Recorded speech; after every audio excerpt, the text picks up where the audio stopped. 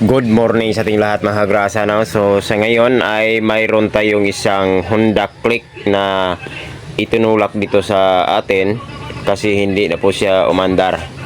So itong Honda Click na to ay yun po, nang galing na po ito sa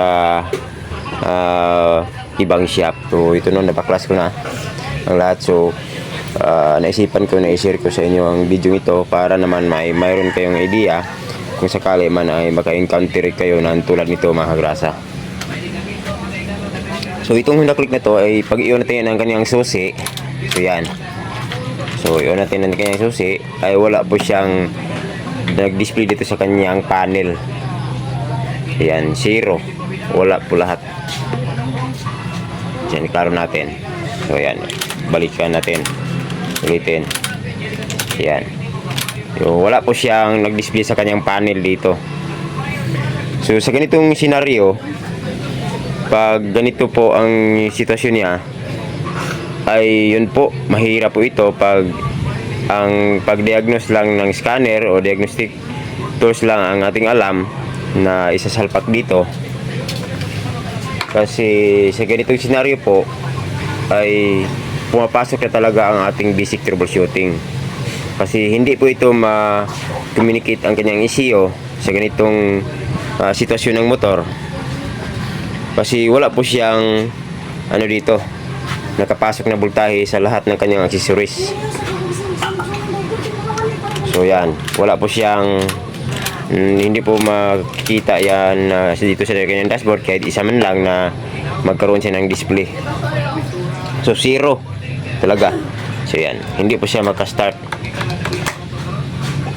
So sa ganitong senaryo po ay lumalabas na dito ang ating basic troubleshooting. Okay, tayo po ay mayroon na po tayong scanner dito.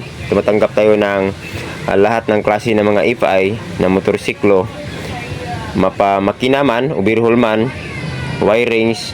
So tumatanggap po tayo dito sa makakaya lang po natin.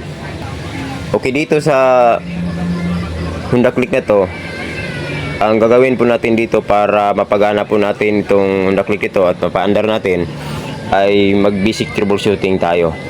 So ang gagawin natin dito, first step ay yun po, i-check natin ang kanyang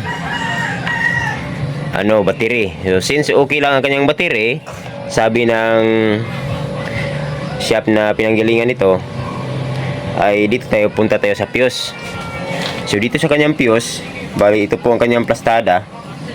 Yan, ito rin yung kanyang posisyon. Dito yung nakalagay. So tingnan nyo, marami na siyang mga dito, mga buhangin na nakapasok. So yun po, ang fuse dito ay exposed talaga sa tubig, prone talaga sa tubig, natatalisikan talaga siya. So yan po, tingnan natin ang kanyang dito sa bandang ilalim. So wala naman siyang naputol. I-check nyo lang ito pag ganitong sitwasyon. So wala naman siyang napuputol. Yun po, mayroon siyang mga moisture, pero sa tingin ko ay okay man siya. Pero i-check pa rin natin. So dito sa fuse ng, so may 6 siya na fuse at may isang itong kanyang power relay. Then ito naman po ang kanyang sa starter at sa kanyang charging relay. So bali dalawang function ito, starter at sa kanyang charging relay. Kasi itong Honda Click na to ay yun, mayroon na siyang wala na po siyang starter motor. So dumadaan dito ang charging at sa pag-start mo dumadaan din dito. Then ito naman po ang kanyang power relay, no. So ito po, i-share ko sa inyo kung paano i-check itong kanyang relay, yung dalawang relay, kung paano natin malaman na sira na ba siya o hindi na sa paggamit ng multi-tester at pwede rin na test light. So itong fuse na to, itong 25 amperes, ito po ang kanyang main fuse. So bali po, pag lagi kayong napuputokan itong fuse na to, ay wag na ninyong subukan na maglagay pa ng jumper o lagyan na siya ng wire. Kasi yun po, baka masisira pa ang ECU nyo. So ito ang pinakadahilan kung bakit masisira ang ating ECU pag pinipilit natin siya, pag mapuputukan kayo nito. Ibig sabihin, pag laging pumuputok ito, ay mayroong problema sa mga wire dito, o mayroon siyang nagdikit. So wag pilitin mga kagrasa pag nagkaroon siya ng sign na laging puputok dito. So i-check lang ang wire ito, itong tatlo. So ito, tulad nito, yan o, nakita ko ay yun po, mayroon siyang problema. So yun po, parang sunog na sunog. Yung klaro natin, yun o, parang sunog na sunog. Itong red na mayroong lining na blue. So ito ang red na mayroong lining na white, at ito naman ang red na mayroong lining na yellow. So itong dalawa ay galing po ito sa ating fuse, main fuse. So dito yan, itong so yan. So ito, ang function ito ay para sa ating starter at para naman sa ating charging. So yun o, apektado po ang kanyang charging dito at sa kanyang starter. So patungo ito sa kanyang ECG dito yung banda sa ating flywheel. So yun po, i-check natin itong kanyang mga fuse kung mayroon na pa siyang power dito. So dapat mayroon itong power, itong tatlo, kahit hindi pa naka-on ang susian. So ito namang tatlo ay magkaroon na ito ng power pag ma-on na po ang ating susian. So yan po, ito po ang charging at starter relay. Then ito naman po ang main relay, power relay. Then itong mga fuse ito, itong 25 amperes, ito po ang main fuse. So pag nagka-problema po ito, huwag pilitin na pag lagi puputok, huwag pilitin. Yan, mayroon na siyang voltahe nakapasok. So bawat dito ay tusukin lang. Yan, mayroon po yung 25 amperes. Ito namang kasunod. So mayroon lang. Yan, mayroon lang. Yan, mayroon lang. Yan, mayroon lang. So ito sa sitwasyon na to ay yun po, naka-off ang kanyang susian. So kahit ma-off man ang susian ay mayroon po itong presence na voltahe. Yan, mayroon lang lahat itong tatlo. So next natin i-check, since mayroon nandito ay yun po, dito po tayo sa connection na to. So itong red na wire na to, yan po, natanggal po ating clip. So itong red wire na to ay ito po ang wire na to, ito po ang output. So i-check natin. Yan, meron lang. So yan, dito yan, banda ng fuse. Dito, tapos ito po. So mayroon lang po siyang voltahe. So ito po ang output. So ito naman ay patungo dito. Nasakit na ito, itong red. Then patungo ito dito sa ating ECU. So i-check natin dito sa ating ECU. Step by step natin. Tanggalin natin ECU. So dito, hanapin natin ang red wire. Yan, red wire dito. So dito 1, 2, 3, dito mayroon ang red wire. So bali pangatlong wire po siya, position sa pin. So 1, 2, 3. So yan, tingnan natin. Yan. Ibig sabihin nito na hindi siya umiilaw ay wala pong voltahe na nakapasok dito. So yan, wala pong voltahe na nakapasok dito. So ibalik natin. May sakit. So na-confirm natin na walang voltahe na papasok dito. So dito naman tayo sa red. Baka dito lang po nagka-problema. Yun, wala po siyang voltahe. So dito sa susian ay sure na wala po siyang voltahe na papasok. Kasi itong wire nito ay galing ito sa ating ECU. So dapat kahit hindi pa na-on ang susian ay mayroon na po itong voltahe, itong red na mayroon na white dito sa bandang gitna. So yan, ito. So itusok natin dito. Dapat may voltahe po ito kahit hindi na-on ang susian. So yan, wala po kasi dahil hindi po umilaw ang ating test light. So ibalik natin. So confirm na ang supply niya ay wala po, hindi po nakapasok dito. Yan, balikan natin dito kasi meron lang. Yan. So meron dito. Ito po ang wire patungo dito. Itong wire na to. Tapos papasok dito sa ECU. So pag dito wala. So take note, itong mga fuse ito sa itong backup fuse, itong tatlo ay magkaroon na po ito ng yan voltahe pag iuna ang susian. So yan dito hindi siya. Yan wala.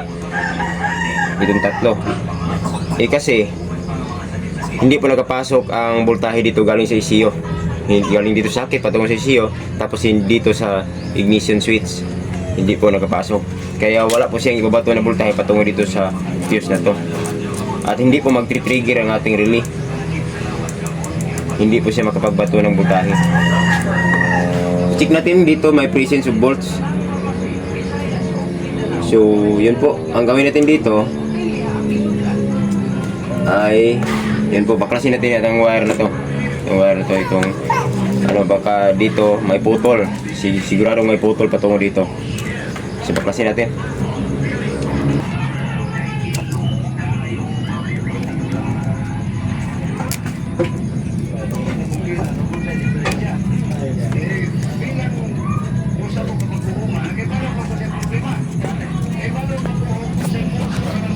So, yun po, ni-repair na po ito kasi dito sa kanyang ECU ay mayroon na pong direct na po siya. Itong nasunog oh. Ito. Itong nasunog. Yan. Ganahin natin ito tapos i-repair natin yan.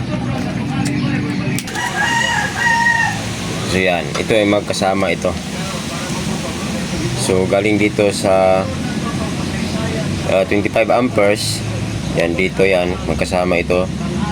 Galing sa 25 amperes. So dito binibato ni ang voltahe dito. So yan, nakita natin na mayroong putol. So itong wire ito mayroong putol. Yan, napuputol po siya. Marami pong acid. Kasi prone po ito sa tubig, no? So kadalasan mapapasukan ito ng mayroong siyang mga buhangin. So ang gawin natin dito lagyan natin ng wire.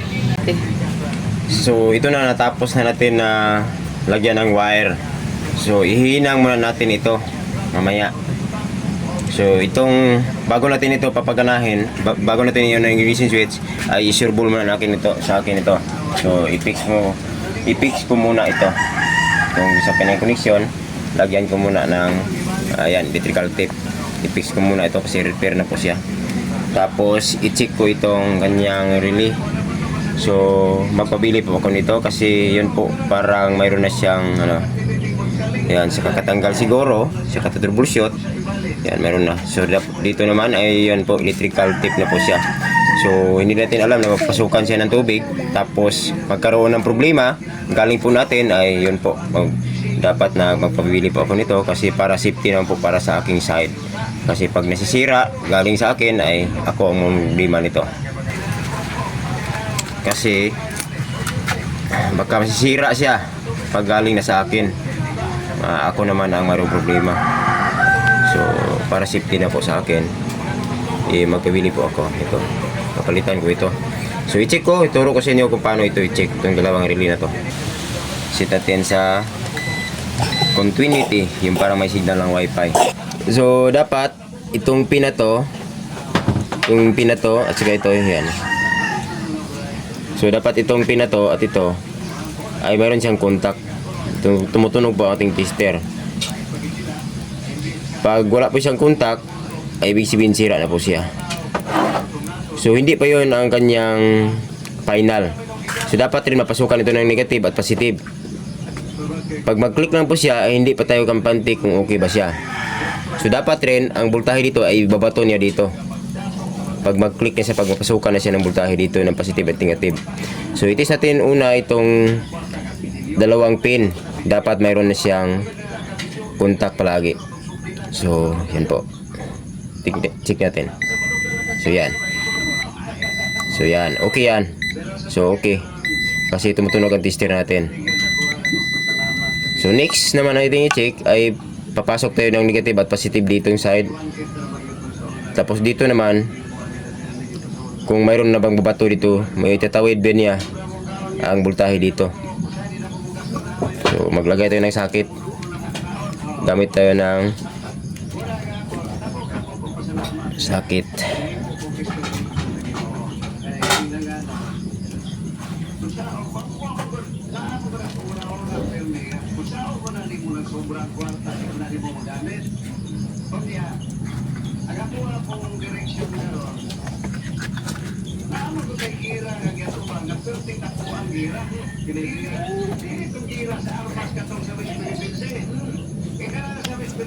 Ayan.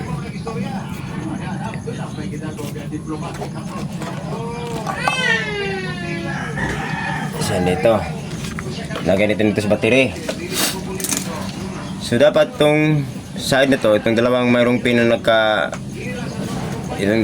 mayroong nagka-dikit, itong pinagsama natin. So dapat ilagay ito sa positive. So yan dito, lagay natin sa positive.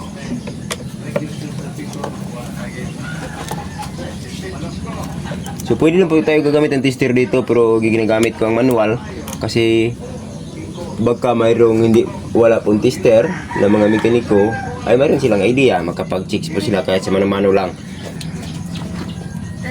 Wala pa silang tester. So dapat mag-click siya pag i-dikit natin ito sa ground. Ayan. So yan. So positive ang papasok dito. So ang test light natin ay ilagay natin dito sa side na to. Kung mayroon bang bato na voltahe galing dito sa side na to patungo dito. So yan, lapit. Yan. So idikit-dikit natin. Pag umilaw ito, ibig sabihin okay lang siya bumabato ng voltahe. So try natin. Ayan. So ibig sabihin okay lang ang relay. For safety po sa akin ay magpapalit po ako nito. Baka mapasukan ito ng tubig dito ay ako pa ang mayari. So okay lang ang charging at saka starter relay. So ito naman, itong 4 pin. So take note, ito po ay 5 pin relay. So ito naman ay 4 pin. Pero itong dalawa ay hindi po siya nagka-contact palagi. So ito po ay trigger. Itong dalawa, positive at negative ang papasok dito. Walang problema pag magkabaliktad tayo sa pag-test dito, positive at negative. So maglagay tayo ng pin dito. So ito po ang power relay, no? So maglagay ito ng dalawang pin dito. So yan, ito namang isa ay ilagay natin sa positive.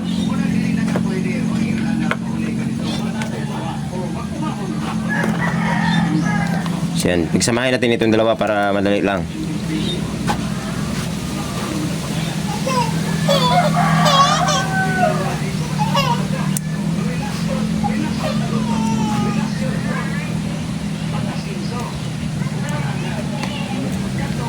Samahin natin.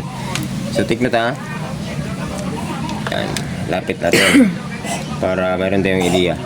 So take note ha, itong dalawa pinagsama natin sa positive. So dito yung side ay negative.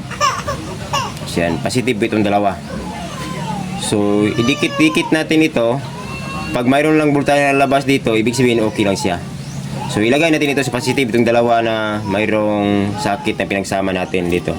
So ilagay natin sa positive ng battery. Share ko lang sa inyo ito para mayroon kayong idea para kung paano man mag-check ng relay.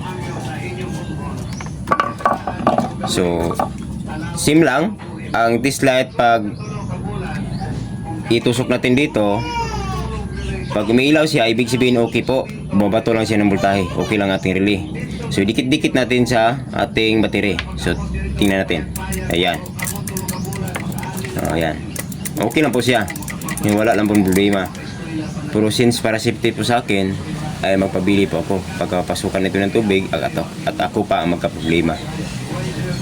So subukan natin na iunang susian kasi okay na po. Na i-share ko na sa inyo kung paano mag-check ng relay. Ayan, balik muna natin.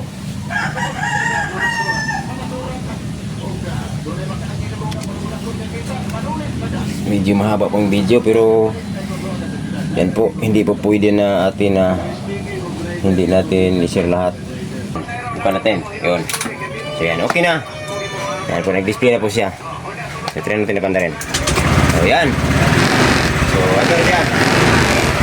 So yun po ang gawin mga kasa, no? Maraming salamat. Thanks for watching. Big chat po mga kasa.